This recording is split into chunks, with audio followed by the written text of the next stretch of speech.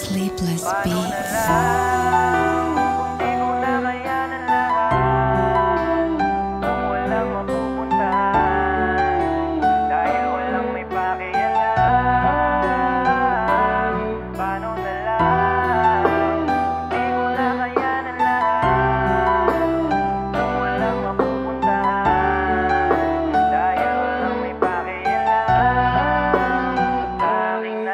Lagi na lang ganito, isip ko litong-lito. Hindi ko na alam kung sino ang kakampi ko. Bakit ba ganito aking nararamdaman? Piling ko tuloy para na akong mamamatay dahil sa pag-iisip ng samot-sari na problema. Laging umiiyak at wala na akong makasama, kasi tingin nila sa'kin kinain na ng sistema.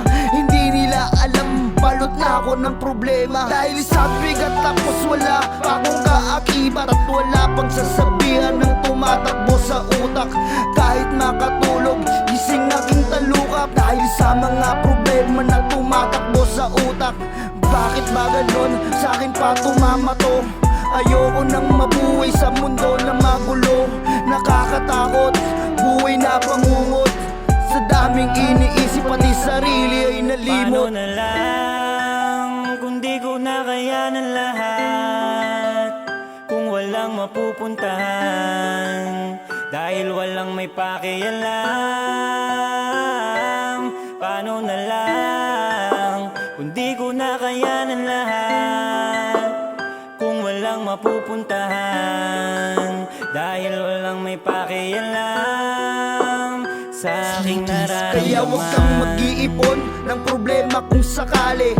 Bago mo bitawan, isipin mong maigi hanggang malinawan ang iyong sarili, dahil tunay lamang sa'yo ang mananatili. Kaya di ko susukuan ng problema na pasan, dahil alam ko lahat ng to ay kayang lampasan. Kahit ano mang dagok, normal lang mabigatan. Para ramdam mo agad kapag bigla ang gumaan, dahil ikaw at ikaw pa rin nakakaalam kung paano babalik sarili mo sa nakaraan. Huwag mong hanapin yung mga di ka itinayo, bigyan pansin yung mga tao nandyan para sa'yo. Nandyan ang Diyos, pwede mong lapitan lalo ang oras. Nandyan ang Diyos, kaya lahat ng to ay merong lunas. Nandyan ang Diyos, kaya sa problema ikay tumakas. Nandyan ang Diyos, maglalaan sa atin ng bagong bukas. Ano na lang kung di ko na kayanan lahat, kung walang mapupuntahan,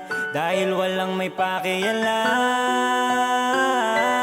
Paano na lang kung di ko na kayanan lahat, kung walang mapupuntahan, dahil walang may pakialam sa aking nararamdaman.